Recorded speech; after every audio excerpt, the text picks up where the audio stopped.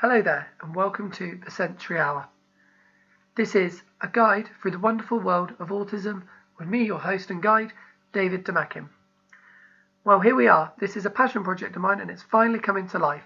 I've been thinking about doing a podcast on autism awareness for around 2 years now, and finally the new year's come in and I decided just to go for it. This is just going to be a tiny background and introduction to what the Sensory Hour is going to be, just 5 or 6 minutes, just to give you a little bit of a guide into if it's something that you'd like to listen to or not. This podcast is literally just going to be autism awareness. It's going to be positivity, it's going to be debate, and also we're going to look into things that maybe aren't working for autistic people and children around the country or world at the moment, and things that we feel as a nation or as a group of people need to change.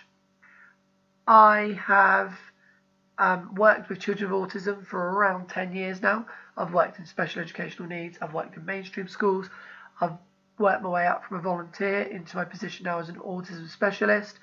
I love my job, I'm so passionate about my job, and the thing that drives me on most is meeting the needs of the children every day that I'm there. Some days I get it wrong, some days I get it right, and I think that that is going to be a common thread throughout the whole of this podcast, that it's okay to get things wrong. If you get things wrong, it's okay. You try again the next day. The children will automatically tell you if something doesn't work. And if they like something, they might not tell you they like it, but they might just go along with it for a few weeks or months and then decide, actually, time to change up. And that's also okay. I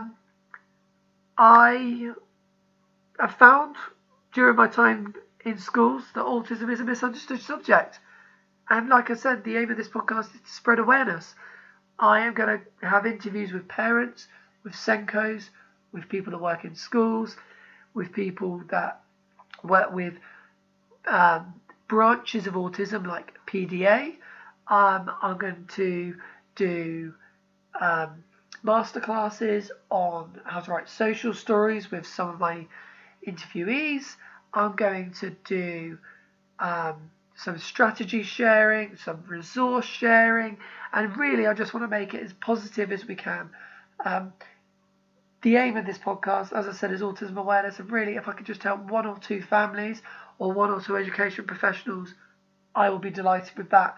I'm not expecting this to go, number 1 on iTunes or anything like that, but I just want to make it a place where discussions can be had about autism, and it's in a meaningful and constructive way.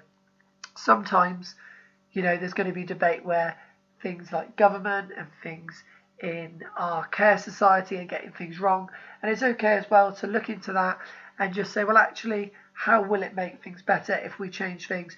Do we need this to change, or do we just need more awareness of autism?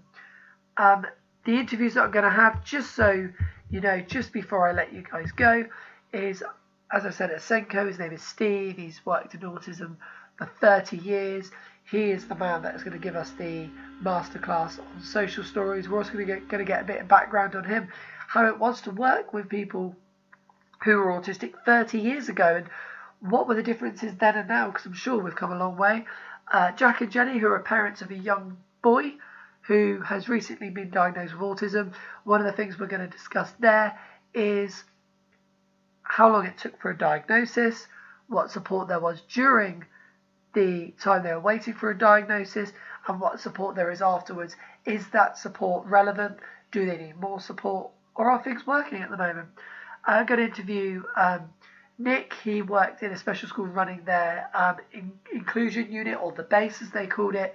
He put strategies in place for children who found it too overwhelming to be in class. The things he put in place, he used Thrive, for example. Nick was a part of the team that looked into getting play therapists and things like that. So it was a really, really interesting chat with Nick. And also Zoe, who has a child who has been told that there's a strong possibility that has PDA, but actually in some counties in England, PDA isn't recognised. So for example, Somerset and Dorset, very, very close. They're actually next to each other county-wise, but one recognises PDA in Somerset, Dorset does not. So, bit of a grey area there. The podcast will drop fully in March 2018, where the first episode will be Jack and Jenny, who their interview is in the bank. It's already done. I'm just editing it slightly now, just doing some noise control and things like that, all the boring stuff. And yeah, we're going to go from there. I'm really looking forward to it. I've loved getting in discussions with you guys on Twitter. If you want to get in contact with me, it's at the Sensory Hour. My name is David Demakin, and I look forward to putting the first podcast out soon and hearing from you all in the meantime. So I hope you all have a good day, good week, and I will hear you again in March 2018.